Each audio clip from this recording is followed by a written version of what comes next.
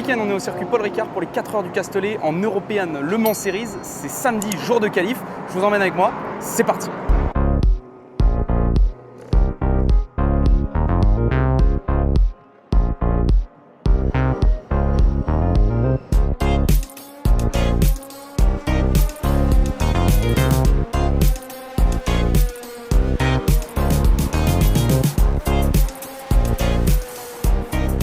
Là on est au cœur du paddock LMP3 avec beaucoup d'équipes ce week-end. Alors là on a les GT qui sont en préparation aussi. On va travailler sur les voitures, faire chauffer les moteurs. Et comme souvent en endurance, on a des teams qui font courir plusieurs catégories. En GT3 là vous avez une 900 GT3R et une LMP3 juste à côté en train d'être préparée elle aussi. Je ne sais pas ce qui est arrivé à cette Ferrari là, mais elle est complètement en morceaux. On est chez Live Corset. Et là on a tout de défait, les portes, le capot. Ici on a tout le pare-choc avant aussi, tout en carbone. Et là on a la caisse complètement démontée, ça nous permet de voir pas mal de choses. Les freins à l'avant notamment. Énorme disque en acier hein, sur les GT souvent. Et à mon avis, pour celle-ci on a sûrement tapé à l'arrière parce que là on est en train de bosser sur les cardans. On a des cardans qui sont sortis. Et on sait faire beaucoup au niveau du train arrière et de la boîte de vitesse et du moteur.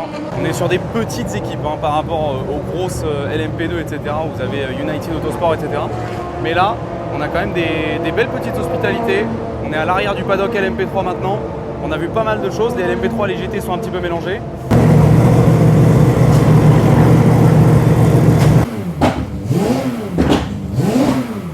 Ici qu'on va appeler toutes les voitures pour la peser, pour toutes les vérifications techniques.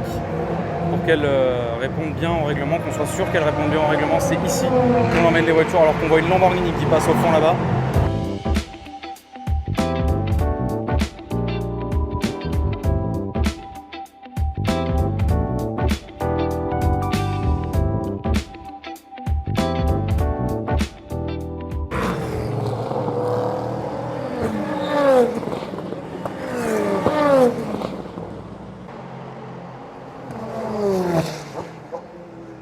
Alors il vient d'y avoir un full coursiello, on est en essai libre donc je ne sais pas si c'est des entraînements ou si c'est une sortie de piste. On a les LMP2, LMP3 et GT hein, tout en même temps sur la piste.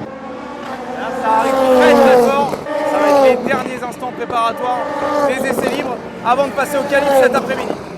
Il y a énormément de bruit. Voilà, là il y a une RSR qui vient de passer, ça fait un bruit frérot, ça va trop vite.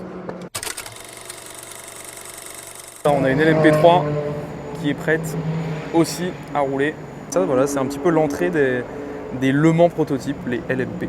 Voilà, là on a le cockpit, c'est quand même très serré. Vous avez tous les petits boutons, tous les switches. Et après vous avez le volant là-bas qui est posé sur le tableau de bord. Et ici vous avez un gros travail encore une fois au niveau de l'aéro, tout est en carbone. Et on va aller amener l'air par en dessous aussi. Ici ces énormes trous vont permettre à l'air de sortir pour éviter que la voiture se soulève à haute vitesse.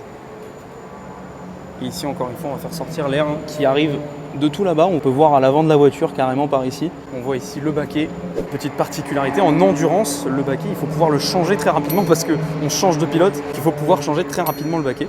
Et donc là en fait on a un surbaquet en mousse qui va venir s'installer très rapidement au moment des arrêts au stand justement pour quand on change de pilote. Et ici aussi en endurance on a l'obligation presque d'aller très vite pendant les arrêts au stand et donc de pouvoir changer rapidement les pièces. Et là justement vous avez ces petits clips. Vous en avez un là, un de l'autre côté, et on va pouvoir très rapidement en fait retirer tout le bloc avant en proto quand on court de nuit. Il nous le faut, le bloc avant, puisqu'on a les phares, donc il faut pouvoir changer très rapidement. Mais voilà, mais c'était sûr en fait! C'était sûr! Et certaines pièces des voitures, c'est exactement pareil aussi pour les capots arrière qu'on va pouvoir facilement retirer avec ces clips aussi ici, pour retirer tout l'arrière, tout le capot moteur. Et aussi tout le bloc arrière, on a l'aileron, etc. Quand ça tape en course, c'est un petit peu comme en Formule 1 finalement, faut vite changer les pièces. Et ici vous avez aussi tout simplement des tear-off, comme on a sur les casques, sur les visières des pilotes de Formule 1. Ici, en endurance, forcément, les cockpits sont fermés. Ce ne sont donc pas les casques des pilotes qui prennent, on va dire, toute l'huile et tous les morceaux de gomme. C'est le pare-brise qui permet tout simplement de venir nettoyer très vite le pare-brise. On enlève la pellicule, hop, et c'est tout propre. Ici, on a encore des entrées d'air. Et ici, regardez, on va venir, comme en Formule 1 aussi, scotcher les carrosseries. On a du scotch tout autour là. On va venir scotcher tous les interstices. Donc on est vraiment dans la recherche constante du gain et le scotch pour justement fermer ces interstices. Ça permet de venir gagner. Regardez, ici aussi on a un scotch qui vient faire le tour du phare. J'en profite pour filmer parce qu'on est entre midi et 2, les paddocks sont un petit peu vides. On peut plus facilement s'approcher des voitures pour vous montrer quelques petits détails sur les autos. C'est très intéressant comme j'ai dit, on peut vraiment être très proche des voitures. Voilà, et là comme en Formule 1, on a les ingénieurs qui viennent brancher les ordinateurs pour récupérer les datas sur les voitures. On va récupérer de la télémétrie, des données au niveau du moteur, des freinages, de l'accélération, de l'angle de braquage du volant. On va récupérer toutes ces données-là pour les analyser, pour faire du setup, du réglage, pour les pilotes aussi. Ça, c'est exactement comme en Formule 1. Il y a aussi un parc fermé. Et là, la voiture, vous voyez bien, c'est marqué. Elle est sous parc fermé. Si vous modifiez quoi que ce soit, une pièce, un réglage, vous êtes disqualifié. Comment ça, mon ref?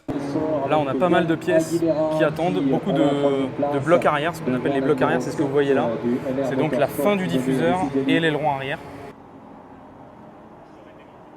Et voilà, là ce qu'on vient de voir, c'est tout simplement un mécanicien qui vient gratter le pneumatique, qui vient gratter la surface qui est un petit peu sale du pneumatique pour pouvoir l'analyser après, pouvoir prendre la température et mesurer l'usure sur plusieurs points. Vous voyez, regardez ici, juste sous le camion, les planches que vous voyez ici, c'est des planches en bois. On va mettre sous le plancher de la voiture et on va mesurer à la fin de la course le niveau d'usure de cette planche. Si elle est trop usée, vous serez disqualifié parce que ça veut dire que la voiture est trop basse par rapport au règlement.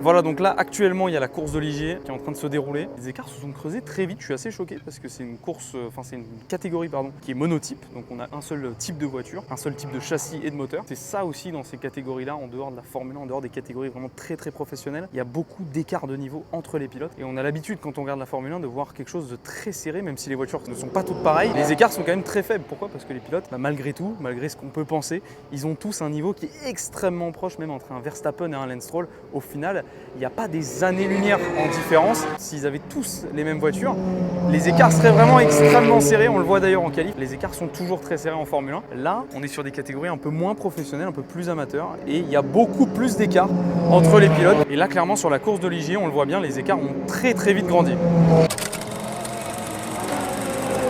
L'European Le Mans Series, c'est tout simplement le championnat d'Europe d'endurance qui vient donc en plus du championnat du monde d'endurance qui est le WEC et que vous connaissez sûrement avec les 24 heures du Mans notamment. Ici, c'est un petit peu différent. En WEC, vous avez 3 catégories, Hypercar, LMP2 et les GT, alors qu'en European Le Mans Series, vous avez 4 catégories puisque vous avez les LMP3, les GT et vous avez aussi 2 catégories d'LMP2, pas d'Hypercar ici, LMP2 Pro et LMP2 Pro-Am. Vous avez tout simplement 2 pilotes amateurs et un pilote professionnel. Alors quand je dis amateur, ça reste des pilotes qui ont quand même de l'expérience, etc. Mais c'est pas leur métier, c'est ce qu'on appelle des gentleman drivers. Ça donne beaucoup de voitures en piste, beaucoup d'actions en piste aussi, parce qu'il y a pas mal de séances d'essais libres. Vous avez les qualifications qui sont séparées pour chaque catégorie, pour qu'il n'y ait pas tout le monde en même temps sur la piste, parce que là, niveau trafic, ce serait pire qu'en Formule 1. Du coup, vous avez votre course de 4 heures le dimanche, et en plus de ça, vous avez toutes les catégories support. On l'a vu tout à l'heure, on était dans le paddock des Ligiers. Vous avez aussi les midgets qui viennent d'ailleurs d'avoir leur course. Là, c'est la course des Ligiers qui est actuellement en train de se dérouler. Il y a plusieurs courses dans le week-end. Donc ça fait un week-end qui est quand même assez chargé, avec pas mal d'actions en piste, pour pas très cher. Donc venez voir les European Le Mans Series. Très belle découverte, c'est la première fois que je viens sur une course de LMS. A few moments later. Tu kiffes? J'en ai connu, je m'en bats les couilles, mais grave, je te dis.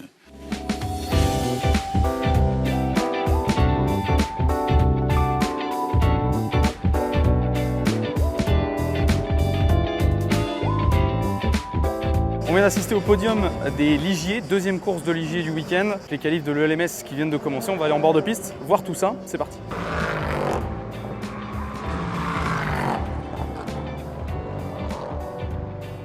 Et là, on est proche des 3 premières LMGTE. Je voulais vous montrer un petit détail sur cette trappe. C'est pas un toit ouvrant. T'es bien renseigné, toi.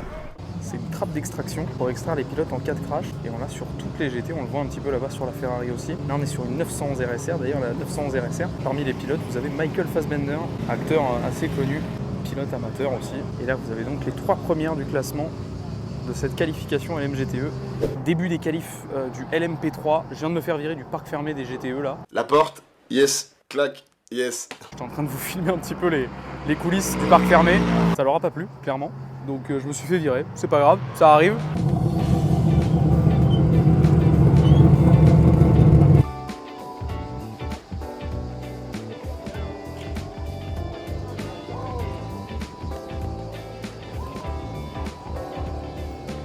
Du coup là, début des qualifs, de la dernière séance qualif, la séance des LMP2 Pro.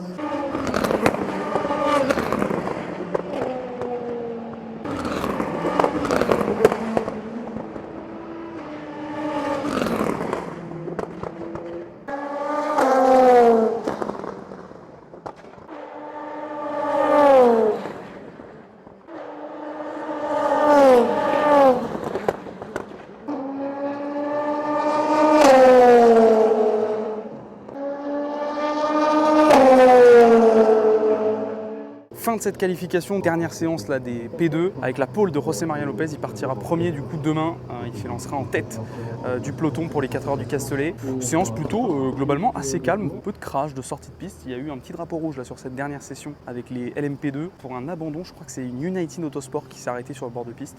Fin de cette journée du samedi, du coup là on est sur la route du retour.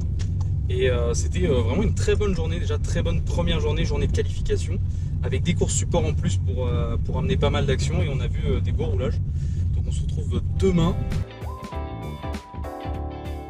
On se retrouve aujourd'hui, on est dimanche, et comme vous l'entendez, c'est jour de course.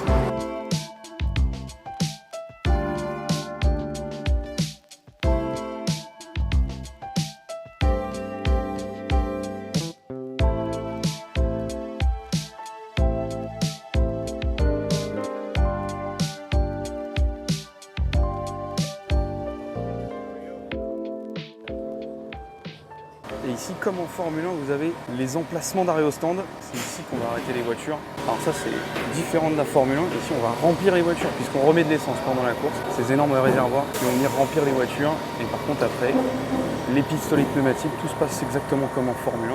Si ce n'est qu'ici, le pistolet doit pouvoir faire tout le tour puisqu'on ne peut avoir que 2 mécaniciens qui travaillent en même temps. Et la grosse différence, elle est juste là. Donc, c'est avec ce réservoir qu'on va venir remplir les voitures. Ici, les pistolets qui vont servir un petit peu comme en Formule 1, des pistolets pneumatiques qui vont pouvoir permettre d'enlever les roues. On est aussi ici sur des mono-écrous, on peut voir derrière.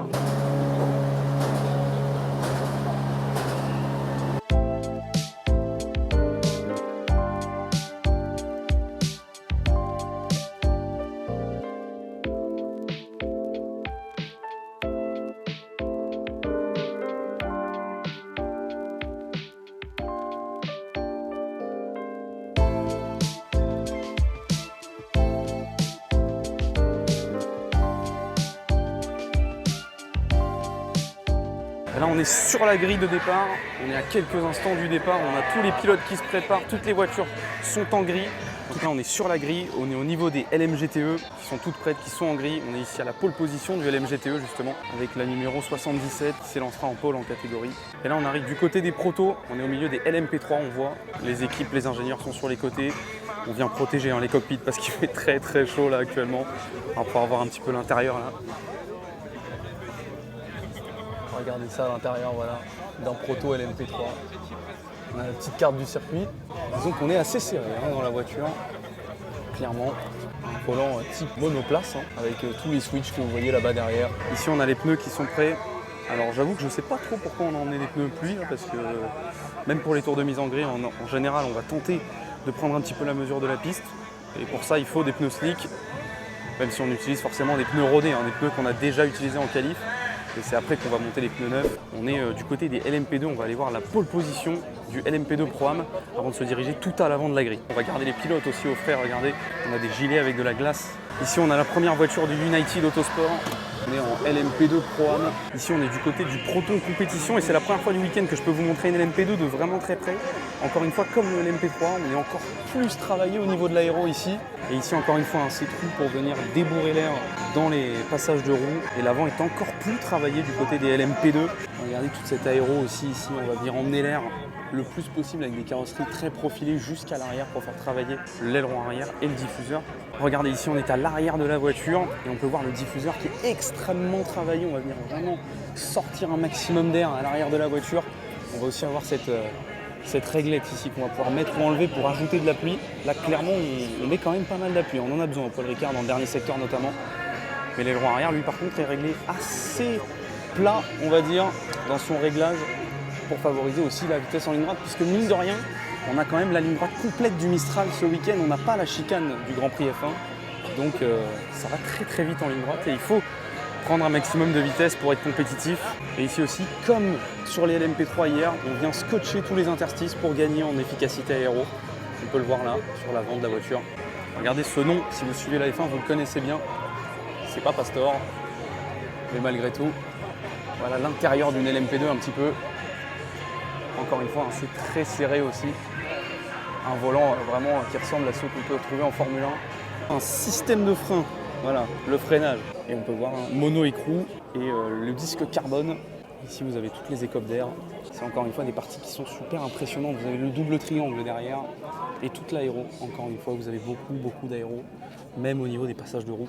Ici, vous avez la prise qui va vous permettre de mettre l'air comprimé pour lever la voiture. La voiture va se lever toute seule grâce à l'air comprimé. On va pouvoir brancher la voiture dès qu'elle arrive dans les stands. Et sur la voiture de Lead Export, je vais pouvoir encore mieux vous montrer l'intérieur d'une LMP2. On a l'aération, on a l'écran ici qui va vous permettre de voir derrière et le volant avec beaucoup d'informations, beaucoup de boutons pour le full course yellow, pour les maps moteurs, pour la boisson, pour le pit limiter aussi.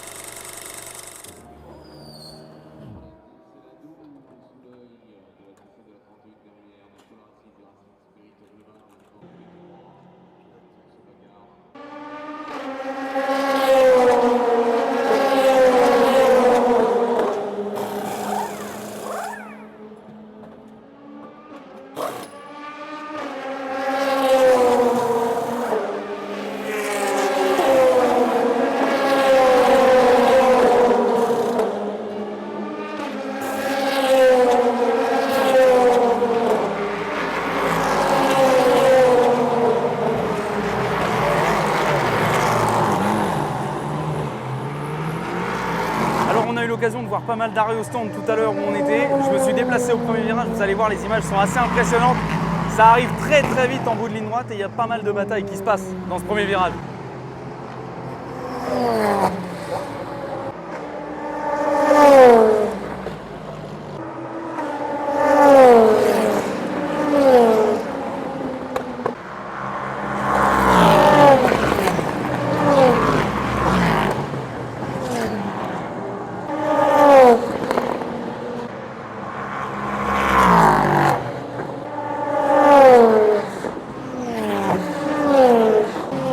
Maintenant de la fin de course avec assez peu d'intervention de la safety car. Je crois qu'il y avait une seule intervention de la safety car et un full course yellow à un moment. Quelques petits dommages sur une voiture et des petits morceaux de carbone qui étaient sur la piste, mais rien de très grave, hein. Clairement sur les voitures, il n'y a pas eu de gros crash. Là on vient de voir un petit spin à la bord du troisième virage, mais rien de dramatique.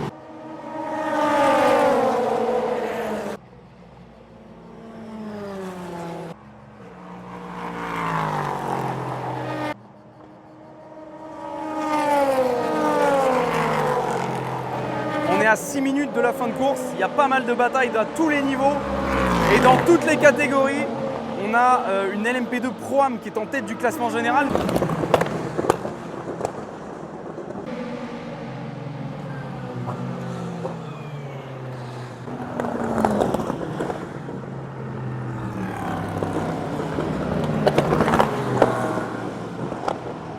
Fin de course et victoire du team APR avec la numéro 25. Le team Turkey avec la voiture du coup du LMP2 Pro-Am termine 3e au général. Donc ça reste une très belle performance même s'ils n'ont pas pu gagner la course. Après derrière le classement, j'ai pas très bien suivi, je vous avoue. Là il y a toutes les voitures qui sont en train d'arriver, on va essayer de voir le podium.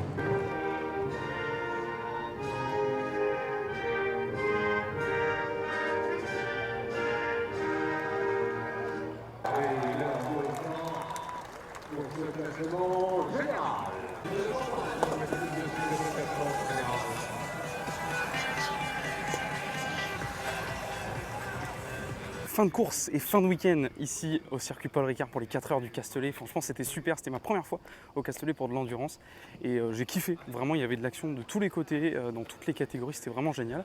J'espère que vous aussi, vous avez kiffé et on se retrouve bientôt pour une prochaine vidéo. Si vous avez aimé, likez, abonnez. Ciao, ciao.